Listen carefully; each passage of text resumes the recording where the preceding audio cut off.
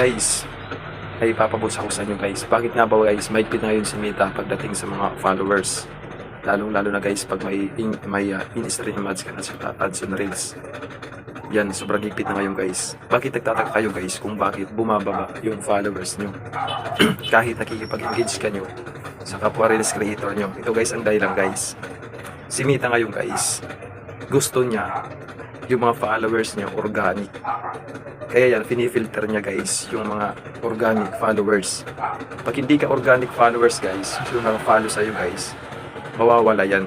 Hindi, kasi minsan iniisip natin guys yung mga nag-unfollow sa atin. Ina-unfollow tayo sa kapwa Reels creator natin. Alam mo guys, si Meta po yan ang dahilan kung bakit guys nababawasan yung followers natin. Tinatanggal niya yung mga followers na hindi organic. Lalo guys pag may in-stream ads ka na at saka ads on Reels. Kaya guys, kung alam nyo guys ngayon o naranasan nyo guys kung bakit talaga guys bumababa o bumabagsak, yun ang dahilan guys. Ang naiiwan na lang yung guys mga followers yun organic. Kaya tandaan mo guys, kung nakikipag-engage ka doon sa mga group, tingnan mo guys, pag hindi sila na pinapanood yung video mo, hindi sila nagko-comment sa mga videos mo doon, tapos follow lang ng follow sila, di ba pumapasok yung pumapasok. Pero pagdating ng ilang araw yan guys, mawawala. Minsan oras na lang nawawala kagad yun. Kasi guys, mas maganda pa rin yung mga organic followers po. Hindi yan basta yan guys yung makikipag-engage ka o marami yung hinart mo o nuriniak ka. Kahit isang videos lang po guys yung pinanood mo dun sa pag-engage mo, pasok po yun. Basta tinapos mo yung isang video na pinanood mo, tapos mag-comment ka, mag-follow.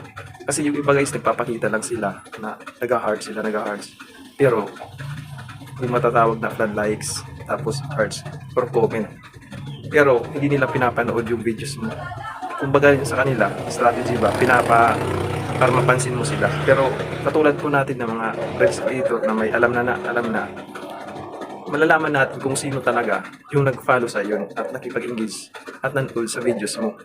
Kaya kung ako sa inyo guys, ayoko na dumating ang time na mangyari na mabawasan at bumaba yung mga followers nyo. Kasi sayang guys. Huwag kayong magmadali guys makipag-follow sa Panoorin natin yung videos natin. Kahit isang videos lang. Tapos mag-comment kayo bago ka mag-follow guys. Panoorin nyo. Tapos mag-hearts ka doon. Mag-follow ka doon. Ganun ang gawin nyo guys. Hindi kayo, kasi nagmamadali kayo ng gano'n. Kasi guys, alam nyo guys, naranasan ko rin yan guys. Kasi dati ako rin yan ganyan guys. Sa totoo lang guys ngayon, hindi na po ako follow to follow dun sa groups. Alam nyo kung bakit guys. Kasi kadalasan yan guys, yun ang ginagawa nila dun. Ipa-follow ka lang, i-follow dun. Pero hindi sila makikipag-engage sa'yo. Hindi panonoorin yung videos mo.